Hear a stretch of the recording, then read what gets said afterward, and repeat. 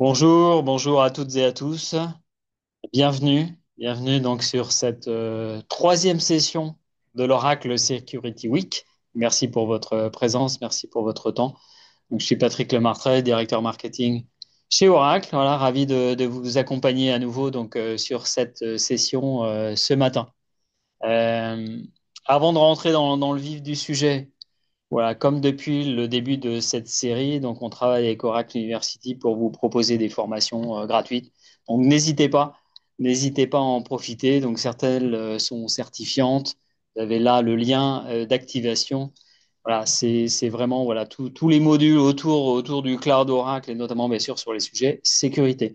Et puis également donc notre groupe LinkedIn en français, donc qui va vous permettre notamment de récupérer donc les replays de toutes les sessions de cette série.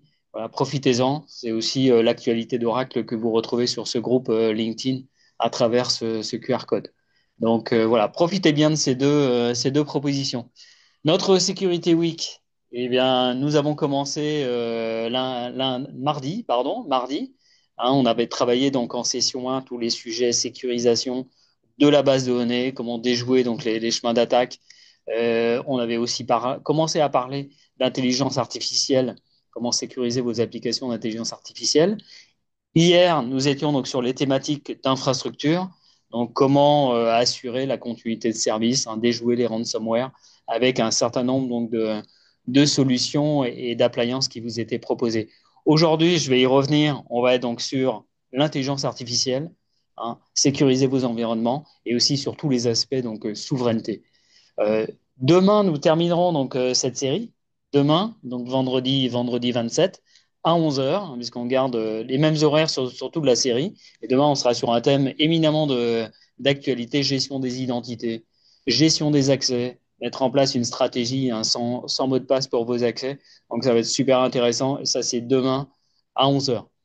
Pour ce matin, on est aussi sur un sujet éminemment d'actualité, hein, vos applications d'intelligence artificielle actuelles ou futures, vos environnements, on va dire, plutôt, hein, qui vont soutenir donc l'adoption de l'intelligence artificielle donc pour vos entreprises. Donc voilà, on va travailler les aspects sécurité et les aspects donc souveraineté ce matin. Avant de vous présenter donc nos intervenants, le safe harbor qui va bien, ce qu'on va vous dire ce matin n'a pas valeur de contrat. Et voici donc nos intervenants pour ce matin. Vous doutez bien, on a choisi les meilleurs. Donc Damien Riard, qui est senior directeur au niveau Europe chez Oracle, donc sur les aspects souveraineté, que vous retrouverez tout à l'heure. Nous avons également donc un invité, donc un expert qui nous vient de chez Coir, Maxime Boisin, on va retrouver donc tout à l'heure, qui est Staff Product Manager, RAG Agent, donc chez Coir. Et je vais tout de suite passer la parole à Hakim Loumi, qui est Product Manager Database Security AI, Oracle Corporation. À toi, Hakim, et je vous souhaite un excellent webinaire. À tout à l'heure. Merci Patrick, merci beaucoup. Bienvenue à tous. Je suis très heureux aujourd'hui de vous parler d'un sujet qui me passionne tout particulièrement, à savoir la sécurité et aussi l'intelligence artificielle. Alors, d'aller un petit peu plus en profondeur, je vous avais déjà présenté quelque chose mardi sur les concepts de base du RAG, de pourquoi on l'utilisait. Je vais quand même vous les remontrer avant de vous présenter une petite démonstration. Donc, gardez à l'esprit que tous les modèles d'intelligence artificielle vont fonctionner sur des LLM. Donc, ce sont on va dire des mini bases de données dans lesquelles elles ont été entraînées à partir de connaissances bien précises. Alors, c'est très intéressant si, par exemple, vous voulez demander, je ne sais pas moi, l'âge de la Lune, quelle est la distance qui parcourt, je sais pas, qui me sépare entre Paris et un autre point du globe. Mais si en revanche, vous voulez savoir quel est l'état de vos stocks, savoir exactement des choses très précises au sein de votre entreprise, les modèles tels qu'ils ont été entraînés, généralistes, ne vont pas réellement pouvoir, malheureusement, vous donner satisfaction. Alors, ils ont tous à peu près la même faiblesse, c'est-à-dire dans ces cas-là, lorsque vous allez leur poser une question qui malheureusement ne rencontre pas finalement vos attentes, eh bien, ils vont avoir tendance à halluciner, c'est-à-dire à aller chercher quand même de l'information, à essayer de vous la rendre intelligible, crédible. Et dans ces cas-là, si vous connaissez à peu près la réponse attendue, eh bien, vous savez que le modèle s'est trompé. Alors, ça peut être l'agent, en tous les cas la plateforme. Ça s'est trompé, vous lui redemandez de changer des choses, etc. Mais si en revanche, vous ne connaissez absolument pas la réponse attendue, eh bien, vous auriez tendance à croire ce qu'il est en train de vous dire parce qu'il va vous le dire de manière extrêmement convaincante, extrêmement crédible. Donc ça, ce phénomène d'hallucination, il y a plusieurs manières d'y remédier. La première étant de réécrire éventuellement son prompt. On va parler de prompt engineering. Mais encore une fois, si le modèle n'a pas été entraîné correctement sur les bonnes données, eh bien, possibilité d'halluciner ou en tous les cas de vous répondre complètement à côté. Vous pouvez jouer aussi sur les paramétrages, la température pour lui demander d'être moins créatif. Donc chez nous, hein, si par exemple dans le monde de l'entreprise, vous êtes en train de faire de la comptabilité ou ce genre de choses, vous ne voulez absolument pas qu'il soit créatif, bien au contraire. Vous voulez qu'il soit le plus précis possible et bien entendu extrêmement cohérent par rapport à vos systèmes. Là encore, la température, les top K, les top P, malheureusement, ne vont pas donner satisfaction parce que justement, ils ne vont travailler que sur des données qu'il a, des données d'entraînement qu'il a eues et qu'il conserve dans sa mémoire. La partie la plus intéressante pourrait être le fine-tuning. Donc là, cette fois-ci, on va d'une certaine manière réentraîner le modèle à partir d'informations qui, là, pour le coup, sont vos données sources. Vous pouvez évidemment lui injecter des PDF, des fichiers plats, tout ce que vous voulez, en tous les cas, qui correspondrait exactement au domaine de votre activité. Là, ça devient intéressant. Le seul problème, c'est que à chaque fois que vous aurez de nouvelles informations, eh bien, il faudra l'informer. Et ça, en termes de réactivité, c'est pas si évident que ça. Et surtout, une fois qu'il a cette information, n'oubliez pas qu'un LLM a de la mémoire, il peut raisonner d'une certaine manière, surtout si vous le pluguez avec des agents, eh bien, il va avoir tendance à répondre, puisque maintenant, il a en possession les informations. Et si des personnes non habilitées accèdent au système en question, eh bien, vous seriez malheureusement dans une situation où vos données sensibles pourraient être diffusées, propagées, exfiltrées. Et c'est là où ça devient beaucoup trop dangereux.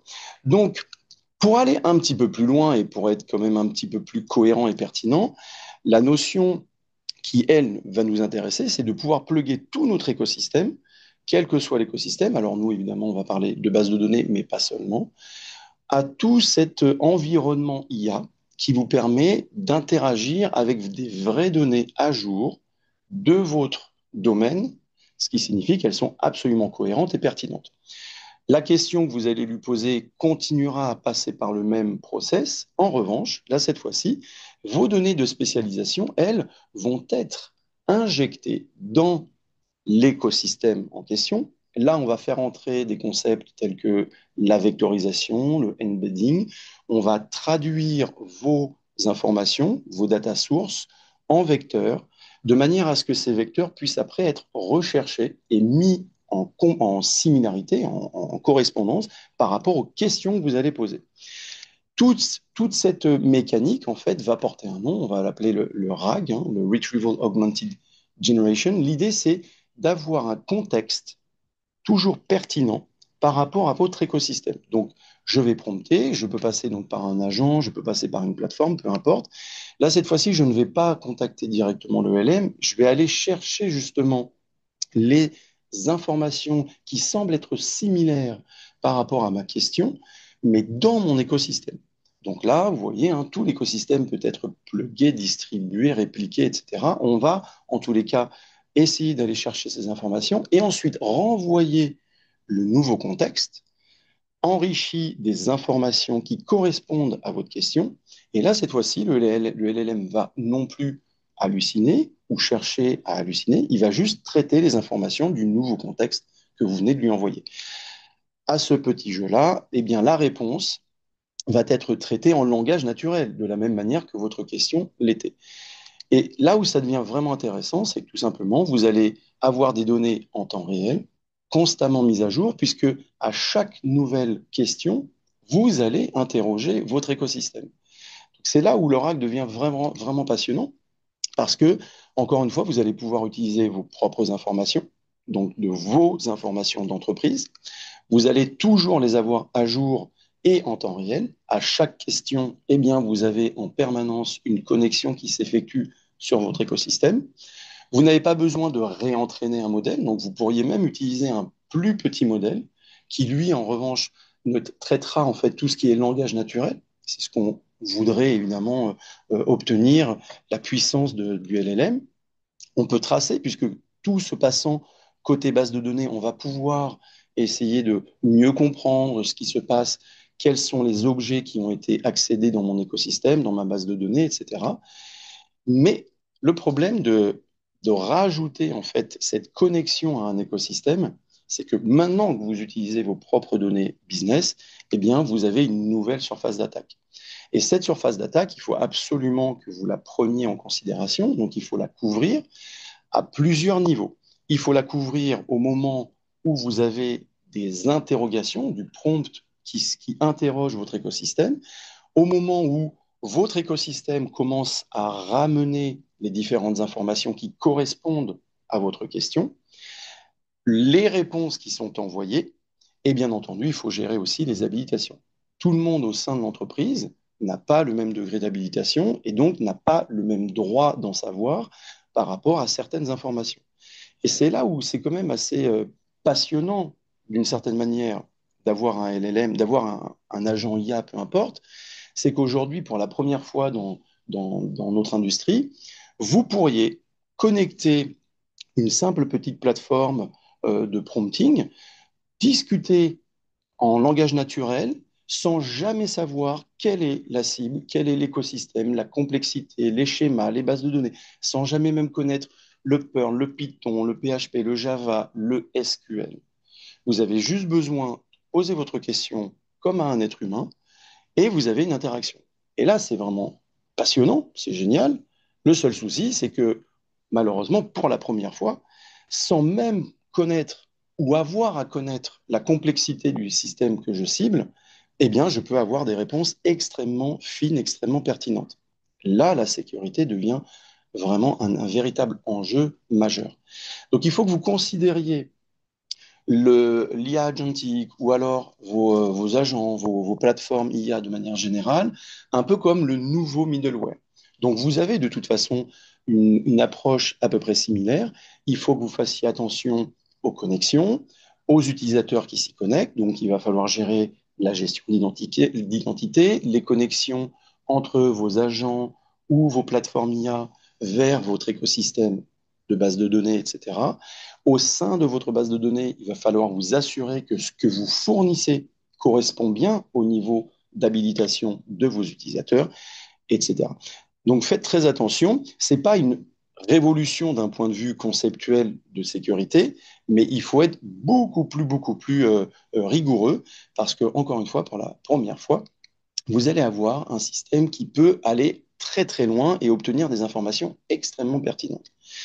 Là, je vous mets donc à l'écran différents moments en fait dans le process où vous devez faire très attention en termes de sécurité. Le premier étant bien entendu de gérer les habilitations.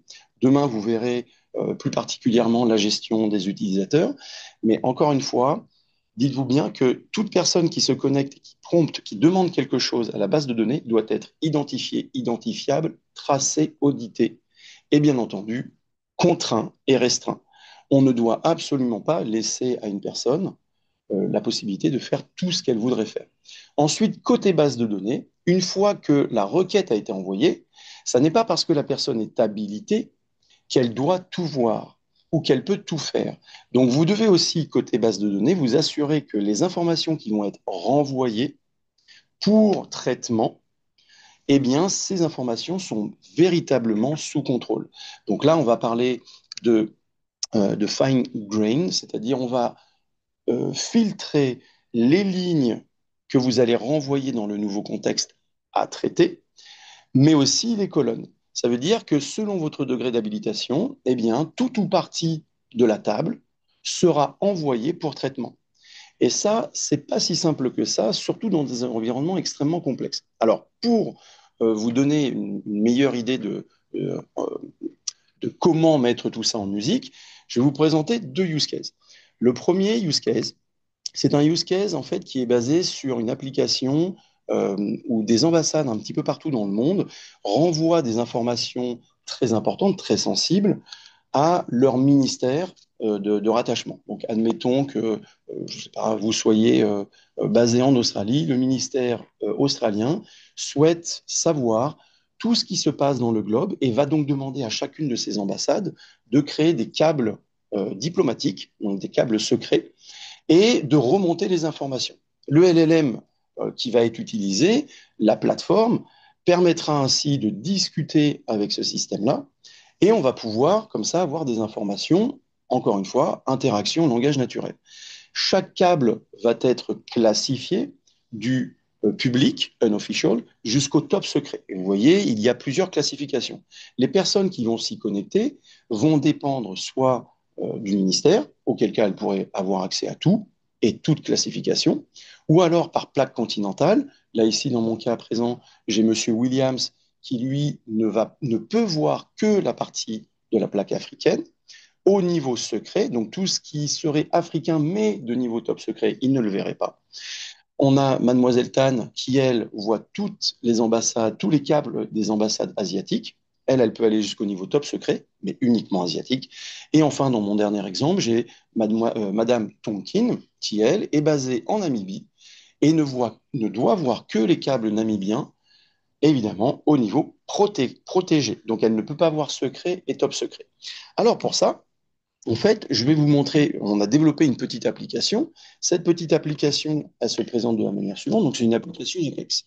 Cette application, en fait, nous permet de nous connecter et d'activer des environnements qui sont déjà labellisés. Alors, la labellisation, pardon, se passe au niveau de la base de données. Chacun des utilisateurs est répertorié selon sa géographie. Donc, quels sont ses droits d'en savoir d'un point de vue géographique, et ensuite au niveau classification, c'est-à-dire est-ce que j'ai le droit d'aller au niveau secret défense, unofficial, etc. Ensuite, ici, vous voyez, l'application est assez simple. On a essayé de faire quelque chose d'épuré. Donc, vous pouvez voir la liste des câbles, vous pouvez les filtrer. Alors, il se trouve que je me suis connecté avec Monsieur Jenkins. Monsieur Jenkins, lui, est basé au ministère, donc il peut voir tout le monde, il peut voir tous les câbles générés sur toutes les plaques continentales à tout niveau de classification. Ici, tout simplement, vous voyez, hein, pareil, interface très épurée, je prompte, je vais lui demander que se passe-t-il, par exemple, dans un continent en particulier. Donc là, en l'occurrence, en Afrique, le LLM, donc, lui, va traiter les informations du nouveau contexte. Donc lui, il n'a pas ces informations-là lors de son entraînement. On n'a pas fine-tuné. Et à chaque fois qu'on ajoute un nouveau câble, on le vectorise et on le met dans la base de données Oracle. Et à chaque question, eh bien, vous allez donc chercher des similarités et trouver des câbles qui semblent correspondre à votre question. Et si évidemment vous avez en plus le droit de le faire, eh bien, vous pouvez le voir. À ce petit jeu, eh bien, la base de données renvoie le contexte, le LLM traite le nouveau contexte et uniquement ce contexte et renvoie en langage naturel les réponses. Donc là, je lui ai demandé que se passe-t-il en Afrique, en Asie, en Europe, et à chaque fois, évidemment, j'ai un nouveau contexte. Monsieur Jenkins, lui, a le droit de tout voir. Donc en soi, c'est pas du tout anormal, en fait, qu'il ait accès à tout ça. Mademoiselle Cétane, maintenant, va se connecter. L'application Apex se connecte à la base de données vectorielle et en aucun cas, je recode quoi que ce soit. J'utilise la même application au sein de l'entreprise. On pointe les mêmes écosystèmes, les mêmes bases de données derrière et on va utiliser le même modèle de LLM. Donc, on ne change absolument rien. En revanche, parce que nous utilisons un module de labellisation au sein de la base de données, en me pluguant, en switchant d'utilisateur, automatiquement, j'hérite d'un espèce d'ensemble qui va nous permettre de savoir si j'ai le droit ou pas de voir tel ou tel objet et de faire telle ou telle action. Et bien là, si je demande que se passe-t-il en Asie, elle le voit. Mais si je demande que se passe-t-il en Afrique, eh bien vous voyez que selon le contexte qui est fourni, eh bien il n'y a pas mention de l'Afrique. Il n'est pas en train de vous dire qu'elle n'a pas le droit de le voir. Il vous dit simplement que le contexte qu'on lui a envoyé est vide. Et c'est là où ça devient intéressant, quand on plug cette notion de RAG avec des outils de sécurité de type labellisation, vous voyez qu'on va pouvoir, par utilisateur, par géographie, par répartition et par classification, dire s'il a le droit de voir ou pas. Ça, c'est très intéressant, surtout pour lutter contre la prompte injection, où des gens suffisamment malins ou suffisamment intelligents pourraient réécrire leur requête pour obtenir des informations proches du voisinage, même s'ils n'en avaient pas les habilitations. Donc là, je change, je bascule sur Monsieur Williams, qui lui est basé en Afrique. Encore une fois, il ne voit que des données africaines et il va pouvoir évidemment y accéder. Et s'il demande que se passe-t-il en Asie, eh bien, il ne va pas pouvoir y accéder. Là. Alors, ça, c'est la première petite démonstration que je voulais vous faire. Derrière, en fait, on utilise la labellisation, donc Label Security. Le deuxième use case que je voulais vous partager s'appuie sur Select AI. Alors, Select AI, c'est un agent au sein de la 23AI, de la base de données 23AI, qui a été ajouté et qui permet, en fait, de discuter avec une base de données sans absolument connaître le langage SQL.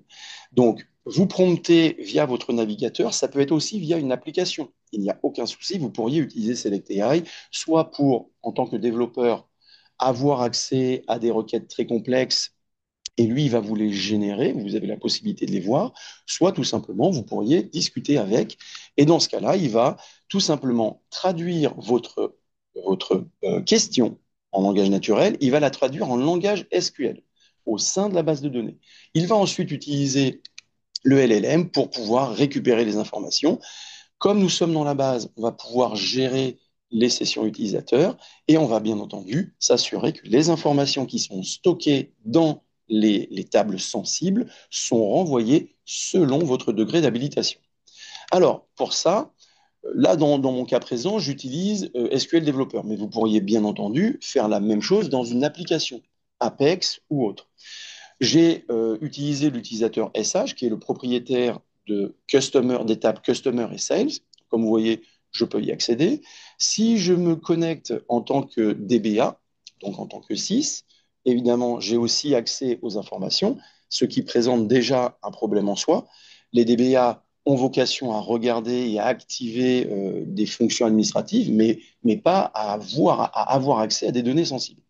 Et enfin, j'ai un troisième utilisateur que j'ai appelé Vecteur et qui, lui, en fait, je lui ai donné les droits de voir les tables, mais surtout, je lui ai activé Select AI. Et vous voyez, Select AI, c'est assez simple. Vous faites Select AI entre cotes et vous mettez votre phrase. Et vous voyez, je n'ai pas du tout besoin de savoir qu'une table Customer s'appelle Customers, qu'il y a une table Sales, etc. Et je peux comme ça sortir des choses extrêmement complexes juste à partir d'un langage naturel. Alors ça, c'est bien, mais ça présente un danger. Donc, je vais activer une fonctionnalité qui, elle, va m'assurer que toute question qui va toucher ces objets-là, eh bien, je vais pouvoir contrôler le degré d'habilitation. Donc là, en l'occurrence, je vais paramétrer DB Vault, Database Vault, qui lui va autoriser ou pas l'accès à certaines tables. Donc, en l'occurrence, je vais lui dire toutes les personnes qui se connecteraient désormais à la table Customers, cette table ne sera jamais accessible. Que l'on soit DBA, propriétaire ou utilisateur de Select AI, on ne doit plus pouvoir y accéder. Donc là, en l'occurrence, je l'ai activé. Si maintenant je fais encore une fois mon Select étoile sur ma table Customer, je suis le propriétaire et pourtant maintenant, je n'ai plus suffisamment de privilèges. Si je vais basculer en tant que DBA et faire la même chose, eh bien, sur la table Customer uniquement, encore une fois, je n'ai plus de privilèges. En revanche, sur la table Size, parce que je ne l'ai pas protégée, je considère qu'elle est peut-être moins critique, je peux y accéder. Et enfin, mon dernier utilisateur, qui est l'utilisateur vecteur, je lance ma requête Select AI, donc vous voyez, hein, avec ma phrase. Avant, j'y avais accès, et là, encore une fois, je n'ai plus suffisamment de privilèges. Après, je peux aller un petit peu plus loin avec DB Vault et autoriser uniquement l'utilisateur propriétaire de la manière à ce que lui puisse évidemment accéder, ou alors ça pourrait être votre application, peu importe, des utilisateurs que vous identifiez, accéder à la table Customer. Mais évidemment, j'interdis l'accès à cette table aux utilisateurs de type DBA ou à Select AI, par exemple. Donc, vous voyez, de la même manière, on va pouvoir comme ça s'assurer finalement que ce que vous utilisez, ce que vous touchez au sein de votre système RAG cible est bien sous contrôle. Les technologies que je vous ai présentées, en fait, vous avez plusieurs manières de les implémenter. Vous pouvez utiliser VPD, donc la base est virtuellement filtrée. Vous pouvez aussi utiliser RAS, Real Application Security, qui est une amélioration de VPD. Et vous pouvez utiliser la labellisation. Je vous l'ai montré dans mon premier cas. Donc, ça s'appelle Label Security. Si vous êtes intéressé, évidemment, on pourra contacter nous et on pourra en discuter plus en détail. Mais sachez qu'il y a une multitude d'outils de sécurité autour de la base Oracle. Ce sont des outils qui sont très matures. Pour certains, ils ont plus de 20 ans d'existence. On peut masquer des données à l'entraînement ou à l'affichage. On peut évidemment surveiller les personnes qui y accèdent, etc. Donc, vous voyez, on peut, grâce à la connexion de notre écosystème IA vers un écosystème Oracle, utiliser toute la puissance des outils de sécurité côté base de données. Merci pour cette première section et je passe la main désormais à Maxime qui va vous parler de Cohere plus précisément. Merci Hakim et bonjour à tous. Je suis Maxime, Product Manager chez Cohere et je travaille sur toutes nos technologies de RAG et d'agents. Et aujourd'hui, on va parler pendant quelques minutes de comment Cohere et Oracle permettent ensemble à nos clients de déployer des solutions de RAG privées, sécurisées, euh, avec un haut niveau de conformité. Alors, peut-être pour commencer, je soupçonne que quelques personnes ne connaissent pas encore Cohere.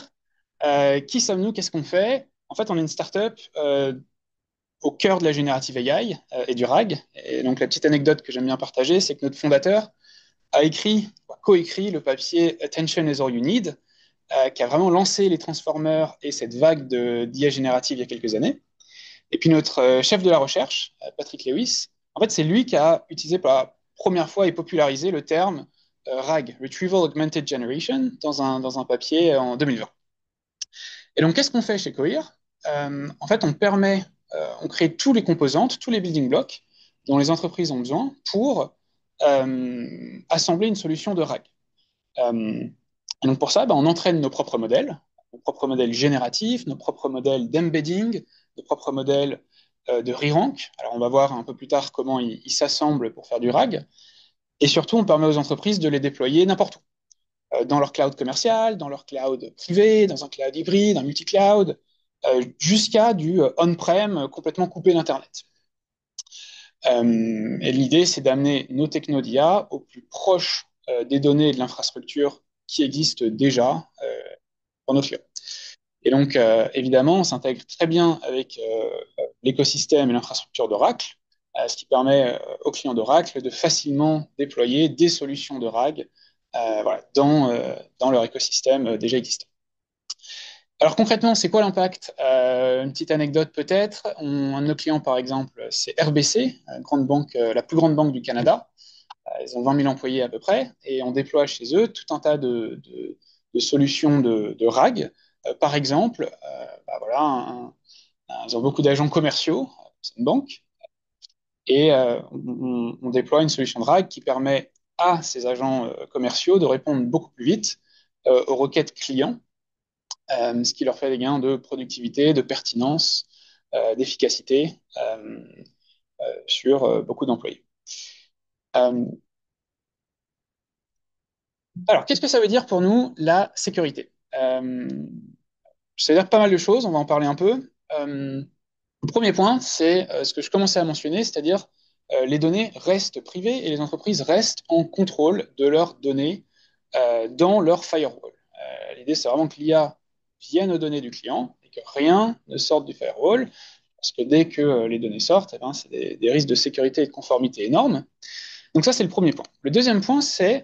euh, ah oui, alors, deuxième point, c'est que la sécurité, c'est un vrai sujet pour nos clients. En fait, il y a cette stat comme quoi 80% des projets d'IA restent au stade de prototypage et ne vont jamais en production.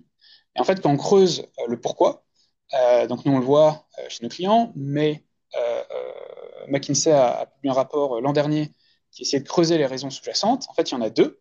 La première, c'est la performance, et la deuxième, c'est la sécurité. Donc la sécurité, c'est vraiment un bloqueur pour les entreprises pour adopter l'IA générative. Et donc, nous, tout notre enjeu, bah, c'est de voilà, permettre d'adopter ces technologies sans compromettre sur la sécurité, la conformité et la souveraineté. Euh, le point 1, c'est que les données restent privées. Le point numéro 2, c'est la sécurité du modèle en tant que tel. Nous, on entraîne énormément notre modèle pour minimiser les hallucinations. Notre modèle, par exemple, cite systématiquement la source sur laquelle il se base pour répondre. On le verra dans une démo un peu plus loin. On entraîne notre modèle pour qu'il résiste aux tentatives de prompt injection, c'est-à-dire voilà, quand un utilisateur essaye d'exfiltrer des données du modèle, et ben, un modèle qui est entraîné pour ça arrive à refuser beaucoup plus souvent qu'un modèle qui est un peu moins entraîné pour résister à ces attaques. Euh, donc pour nous, il y a un jeu de sécurité au niveau du modèle en tant que tel. Peut-être un point intéressant, c'est que en fait, il n'y a même pas besoin d'acteurs malicieux qui essayent d'extraire des données pour compromettre voilà, la sécurité de l'IA dans une entreprise. Beaucoup d'employés s'en chargent très bien eux-mêmes. Et donc, il y a cette stat où un gros tiers des employés utilisent des systèmes d'AI qui ne sont pas vraiment approuvés par l'entreprise. Et évidemment, ça, c'est un transfert massif de données propriétaires, confidentielles, un gros enjeu de sécurité en dehors du firewall de l'entreprise.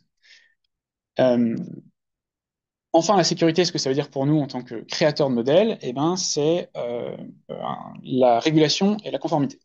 Donc, ça commence par être compliant avec les normes, SOC 2 Type 2, ISO 27001. Mais ensuite, ça va jusqu'à, c'est aussi dans l'entraînement du modèle. En fait, on propose des modèles qui ont, par exemple, une propriété intellectuelle impeccable, sur laquelle voilà, nos clients ne pourront pas être attaqués. Et on est une boîte donc, canadienne. On déploie nos technologies dans l'infrastructure de nos clients. Et donc ça aussi, ça protège un peu des régulateurs de différents pays, nos clients, à l'heure où voilà, la régulation autour de l'IA explose. Aux US, rien que l'an dernier, il y a une soixantaine de lois sur l'IA. En Europe, on est très en avance et il y a énormément de législation qui arrive sur le sujet de l'IA. Et donc, pour nous, gros enjeu de conformité et de pouvoir offrir des technologies voilà, canadiennes déployées directement dans l'infrastructure du client pour minimiser les risques d'exposition en termes de régulation. Donc voilà, ça, c'est les gros enjeux de sécurité qu'on voit chez Cohere. Maintenant, qu'est-ce qu'on propose et comment ça s'intègre avec Oracle pour répondre à ces sujets-là? Premier point, donc c'est ce que je commençais à mentionner. Toutes nos technologies de modèles dont il y a besoin pour faire du RAG, toutes ces composantes-là, en fait, on vient les déployer au plus près des données des clients, dans l'infrastructure, dans le firewall des entreprises, euh, proche des bases de données, enfin juste à côté des bases de données, juste à côté des sources de connaissances, pour que rien ne sorte de l'environnement de l'entreprise. Concrètement, ce que ça veut dire, c'est qu'on est capable de déployer nos modèles dans de l'infra qui serait le cloud public, par exemple, d'Oracle, euh, du cloud privé comme Oracle en fait et dont on va parler un peu plus tard, jusqu'à du on-premise complètement coupé d'Internet, où là, voilà, les modèles, les technos sont hébergés sur des GPU et de l'infrastructure pure. Et donc, on est capable d'amener ces technologies-là et de suivre en fait Oracle sur ce spectre entier de sécurité et de type de déploiement. Alors, pour entrer un peu plus dans les détails, de quoi on a besoin aujourd'hui si on veut faire du RAG de façon un peu sécurisée? Alors, il y a besoin de beaucoup de choses, on va le voir. voir. Euh, euh, Peut-être les points sur lesquels je voudrais attirer un peu l'attention, c'est qu'il y a besoin d'abord d'un modèle génératif. Donc un modèle d'intelligence artificielle génératif. Et donc nous, on entraîne nos propres modèles de zéro. Et ils s'appellent les modèles Command. Et ce sur quoi nous, on se concentre, c'est entraîner ces modèles pour qu'ils soient excellents sur des cas d'usage d'entreprise, notamment du RAG et des agents. Par exemple, le cas d'usage qu'Hakim présentait en amont. Et surtout, il y a un énorme sujet pour faire du RAG de façon privée, pas juste de performance, il faut évidemment que le modèle soit excellent, mais aussi d'efficacité. Parce qu'en fait, ce modèle, à un moment, il doit être hébergé. Et donc, c'est pas tout d'avoir un modèle performant qui soit énorme et donc qui coûte une fortune à déployer et héberger. On optimise vraiment nos modèles pour être à la frontière de la performance sur la taille de modèle, c'est-à-dire l'efficacité du modèle. Ensuite, il faut aussi des modèles qui permettent de vectoriser les données et d'aller les retrieve. Donc pour ça, on a des modèles d'embedding et de re-rank. Même chose. Alors ça, c'est les plus petits modèles. C'est plutôt quelques milliards de paramètres. Et ceux-là, bon, bah, ils sont à la frontière de la performance. Et donc, on vient encore une fois les déployer directement chez le client dans son infrastructure. Et ensuite, souvent, il y a besoin de connecteurs. Pas juste, donc, par exemple, des connecteurs à des applications externes, avec la gestion des permissions et des accès, comme Kim le mentionnait. Et donc, concrètement, quand on met tout ça bout à bout, ce qu'on voit, on amène les technos de Cohere dans l'infrastructure d'Oracle, on voit des clients avoir ce genre d'architecture pour faire du RAG de façon privée. Donc, typiquement, il y a besoin d'un front-end, c'est ce avec quoi l'utilisateur va interagir. Il y a besoin d'un back-end qui a trois rôles, enfin beaucoup de rôles, mais trois principaux. Interagir avec la base de données, avec le bon système de permission. Bah voilà, par exemple, chez Oracle, il y a tout un tas de solutions qui me présentaient. Besoin de synchroniser ces bases de données avec les permissions à une base de données vectorielle. Bah, c'est là que les modèles d'embedding et de re-rank de Cohere entrent en jeu. Pour pouvoir vectoriser ces données et ensuite retrieve, il y a des modèles qui sont dédiés à ça. Et ensuite, tous les sujets d'authentification et de permission avec les bases de données internes, mais aussi les bases de données externes. Par exemple, si on veut faire du RAG sur Internet ou sur des applications tierces, bah là, pareil, un système de permission et de gestion de l'authentification qui existe dans ce firewall de l'entreprise. Et enfin, il faut évidemment un modèle génératif. Donc lui, typiquement, il va être hébergé sur des GPU. Un ordre de grandeur intéressant qu'on voit, c'est qu'il faut compter à peu près une GPU pour 100 utilisateurs qui font un usage un peu moyen d'un système de RAG dans une entreprise. Et donc, en bleu, les building blocks que Cohere offre dans cette infrastructure Oracle. Et donc, on a des clients qui essayent de construire eux-mêmes ces solutions de RAG, et ça ressemble un peu à ça. Maintenant, ces technologies-là, elles sont aussi déjà déployées dans des applications qui existent déjà chez Oracle. Donc, par exemple, ici, on regarde dans Fusion, un logiciel qui s'appelle HCM, c'est un logiciel de ressources humaines. Et en fait, on va avoir une démonstration d'un utilisateur qui doit écrire sa revue de performance trimestrielle dans ce logiciel. Et en fait, on va voir que c'est un système de RAG qui permet à l'utilisateur de prendre des notes assez courtes. Puis le système vient chercher dans les données d'HCM des données pertinentes et améliorer la revue de performance pour transformer les notes un peu brutes en une revue de bonne qualité. Et donc là, c'est la démonstration qu'on voit, et c'est un bon exemple de RAG qui est directement dans les applications d'Oracle, et en sous-jacent, bon, bah, il y a tous les building blocks dont on a mentionné, et entre autres, il y a les modèles de Cohere qui aident pour le retrieval et pour cette génération.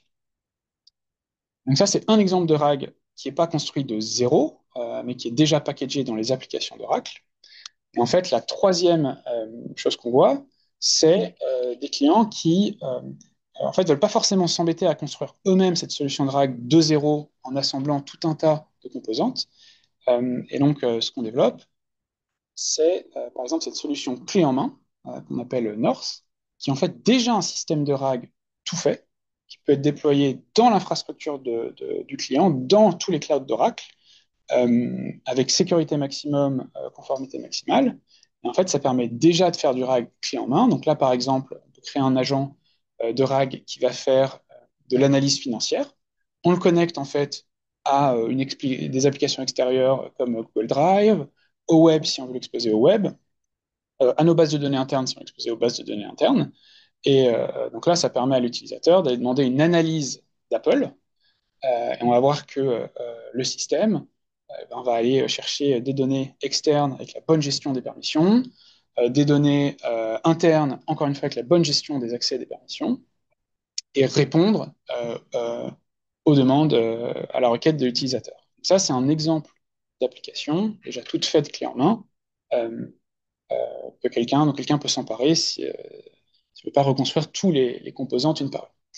Et donc, là, ce qu'on voit, c'est que les technologies qu'on développe chez Cohere viennent avec de la traçabilité des citations. En fait, chaque réponse est basée sur une source qui peut venir d'Internet ou qui peut venir d'une donnée interne. On a vu un exemple qui venait d'un PDF de Google Drive. Voilà, donc ça, c'est le troisième type euh, d'applications de générative AI qu'on voit, qui sont déjà toutes faites. On peut évidemment creuser ce qui se passe en coulisses, donc on peut voir le raisonnement du modèle, on peut voir les différents appels qui sont faits au système interne et externe. On peut guider le modèle, lui donner du feedback, le corriger s'il a eu tort pour qu'il s'améliore et qu'il devienne meilleur basé sur le feedback utilisateur. Évidemment, on peut lui poser des questions complémentaires. Là, par exemple, moi, je crois qu'on va lui demander de faire un graphe pour mieux visualiser un certain aspect des finances d'Apple. Et donc, bah voilà, le système il est aussi capable d'interagir, pas juste avec des fichiers, mais aussi avec un interpréteur de code, dans ce cas, pour produire un graphe. Et donc là aussi, système de RAG complètement sécurisé, rien ne sort de l'infrastructure, rien ne sort du firewall de l'entreprise, tout est déployé avec le niveau de sécurité que l'entreprise veut. Voilà, et donc là, on a un graphe et c'est un exemple typique de solution de RAG qui peut être déployée chez nos clients. Alors pour conclure, on voit comment ben voilà, des technos de Generative AI déployés dans une infrastructure comme Oracle permet en fait de faire du RAG de façon sécurisée et conforme. Quelques liens pour en apprendre plus sur Cohere et nos technos de modèles et comment ça s'intègre avec l'écosystème Oracle. Et je vais passer la parole à Damien, qui va nous expliquer comment ces solutions-là, concrètement, se déploient dans les différents clouds d'Oracle.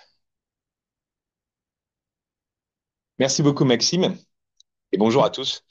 Alors, enchanté, effectivement, pour cette prochaine partie. Ce que je vous propose, c'est de comprendre pourquoi Oracle vous permet de déployer de manière la plus sécurisée et la plus souveraine possible tous les composants dont vous avez besoin. Il faut savoir que l'approche de l'IA par Oracle, c'est une approche qui couvre le spectre complet des prérequis par rapport à tous les éléments qui sont nécessaires et dont Maxime vient de parler pour pouvoir construire et déployer de l'IA générative, du RAG, des applications basées sur l'IA au sein de votre entreprise.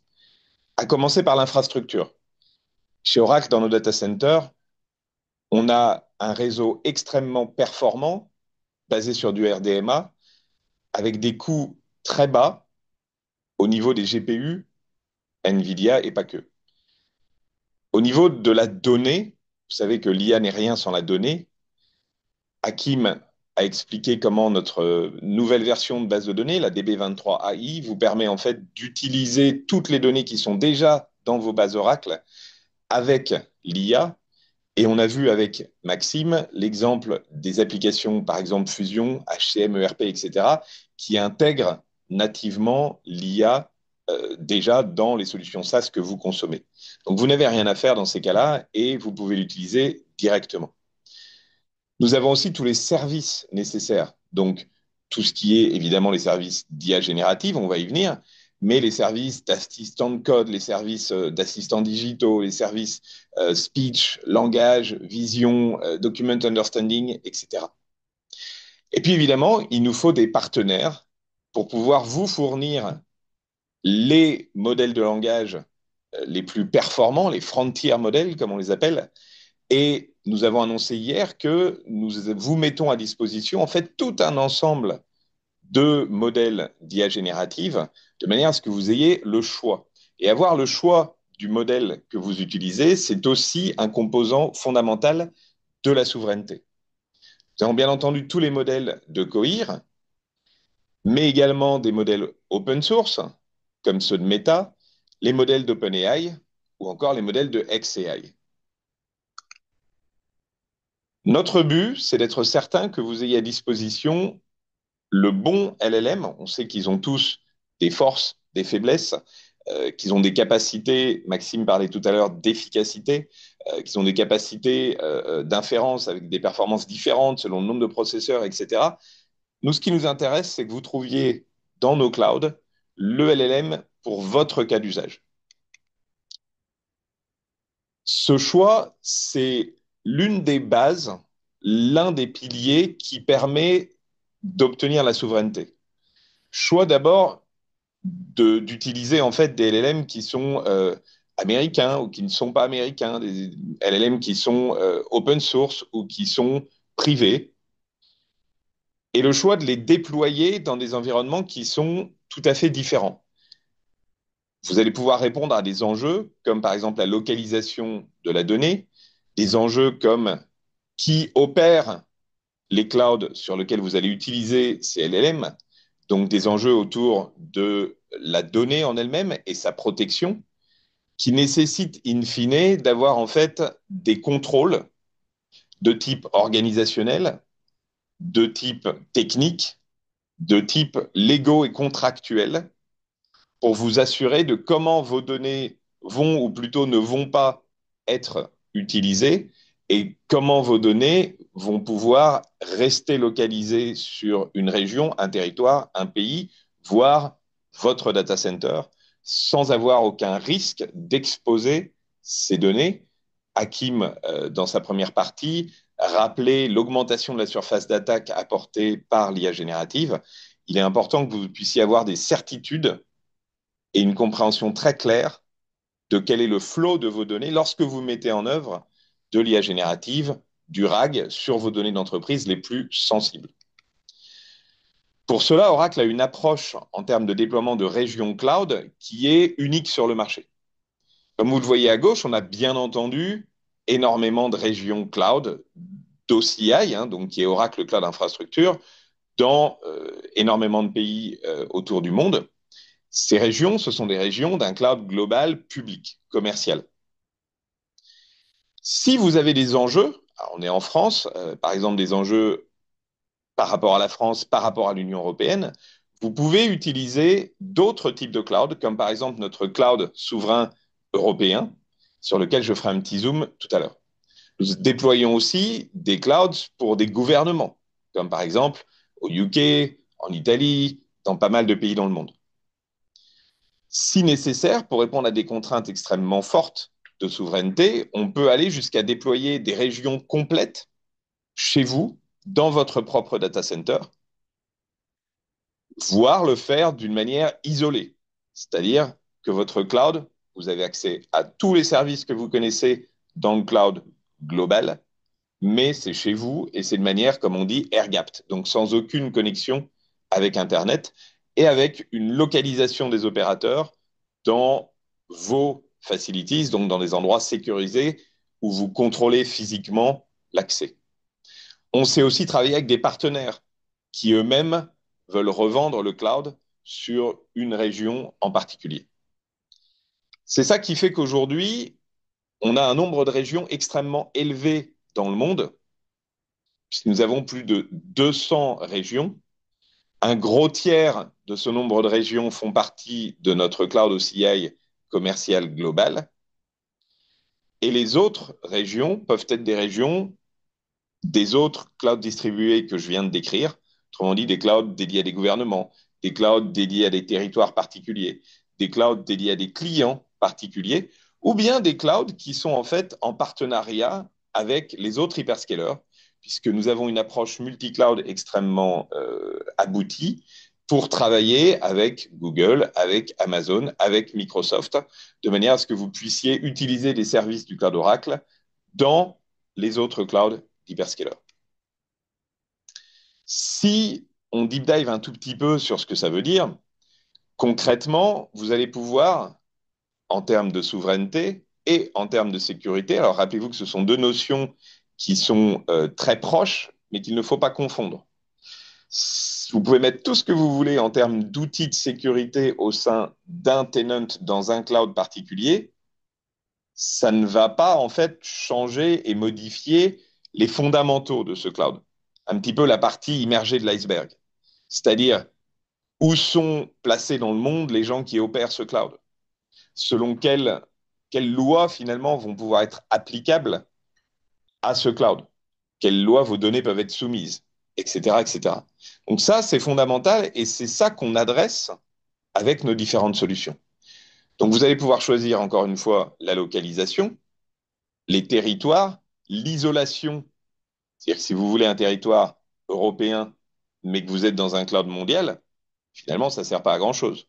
Si vous choisissez une région européenne dans un cloud uniquement européen, où la donnée ne peut pas sortir du territoire européen, alors là, on est sur quelque chose de fondamentalement différent en termes de proposition. Évidemment, l'investissement nécessaire est très important, puisqu'il faut investir sur le personnel pour exploiter, opérer, supporter, sécuriser ce cloud. Il faut investir sur tous les outils, parce qu'un cloud, évidemment, ça nécessite énormément d'outils pour pouvoir le faire fonctionner dans ces zones particulières. Et la technologie qu'on a déployée, qu'on a développée pour notre cloud de seconde génération, nous permet de déployer le même cloud de manière la plus automatisée possible et de réussir à créer ces clouds qui sont différents. Si je zoome un petit peu sur le cloud souverain européen, pour vous donner une idée, ce cloud, on est dans la 3e année de commercialisation. Ça veut dire que nous avons des clients dans tous les pays européens qui utilisent ce cloud depuis maintenant 2023. Ce cloud n'est pas connecté à aucun autre cloud globaux. Il n'y a pas de transfert de données en dehors de l'Union européenne. Et 100% des équipes d'opération, de support, de sécurité, voire même des équipes de consulting, de support avancé aux clients, sont employées par des entités légales européennes. Nous opérons depuis 6 pays européens, l'Irlande, la Pologne, la République tchèque, l'Allemagne, l'Espagne et la Roumanie.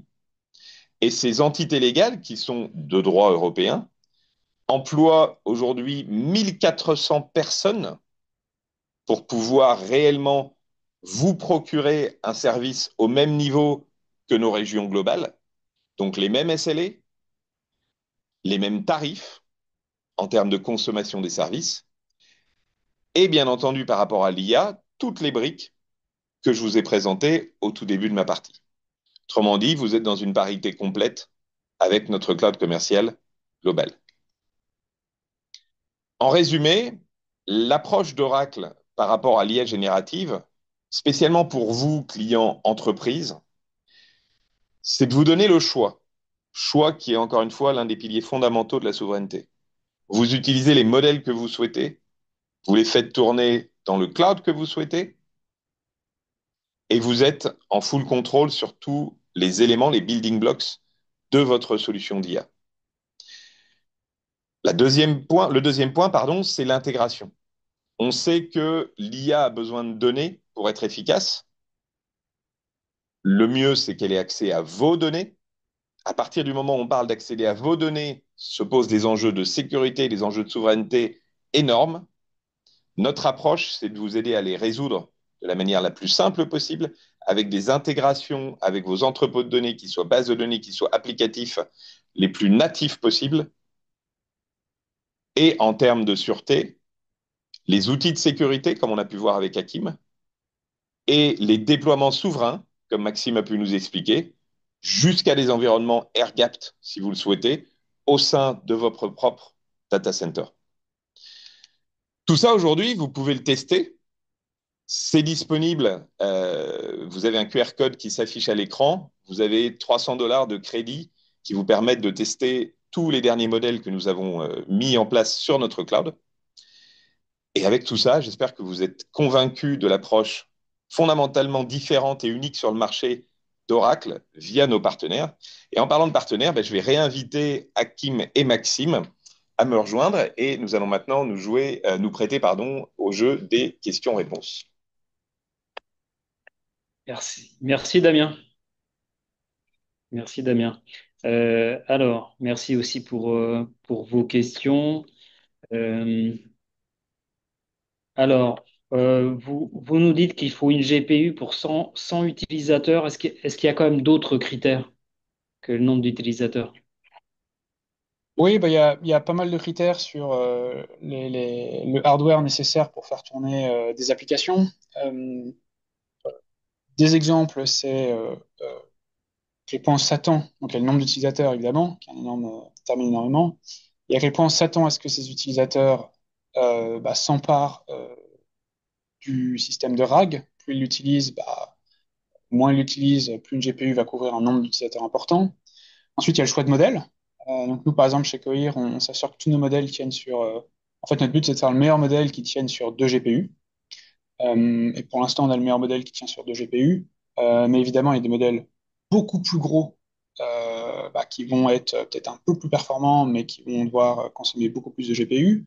Et à l'inverse, il y a des modèles beaucoup plus petits. Pour l'instant, notre position, c'est de dire que ces modèles très petits sont juste pas assez bons pour les use cases d'entreprise de RAG, mais eux vont tenir sur des plus petites GPU, ou une seule GPU peut-être.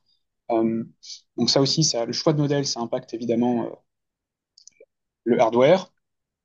Voilà. Et puis ensuite, il y a aussi une réalité pour beaucoup d'entreprises qui est, il n'y a pas une quantité de GPU infinie dans le monde, et donc souvent, en fait, on se heurte à combien de GPU on peut, euh, combien d'hardware on peut s'emparer, que ce soit en termes de budget ou de disponibilité de ces GPU. Merci Maxime. Euh, je vais faire un paquet cadeau pour Hakim, je pense. Alors, Vas-y. question autour des options. Je pense que voilà, c'est des utilisateurs déjà de sécurité dans des contextes de base de données, donc Oracle. On parle de Advanced Security, Level Security, Database Vault. Donc en fait, voilà, est-ce que déjà c'est quoi en fait les règles licensing, peut-être revenir là-dessus. Et après, est-ce qu'on peut les utiliser dans les environnements d'IA comme on les utilisait dans le passé pour la base?